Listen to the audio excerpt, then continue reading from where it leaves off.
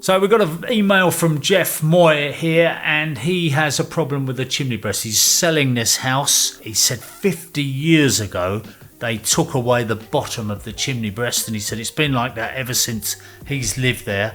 So over 50 years ago, he's selling this house now, and this is how the chimney breast is supported, which is not really acceptable.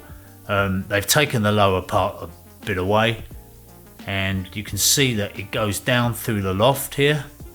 There's another shot of it, but this is the problem here, is that there's no gallows brackets and there's no steel there supporting it. You see this all the time, by the way. People seem to just take away the chimney breast in the room and then just think, oh, that would be all right. And people say, well, it corbels back, it all goes back. But I've seen some horrendous ones where they've started cracking the building, and if they go through to the next door neighbours, you can have problems. This one doesn't, but if you've got a party wall and you've got chimney breast that's going through to your neighbour's house, you take your half away, that can cause real problems. It's a dangerous business, so don't do it willy-nilly. Have a plan. If you need to get a structural engineer involved, they will tell you how to support this properly. These bits here you can support with gallows brackets, but not all building inspectors like gallows brackets. So if you're going to do it, you want to make sure that the local authority approves that method before you do it, or indeed whoever the building inspector is. So my preferred solution for this job here is to take it down. I mean, that bit needs repointing.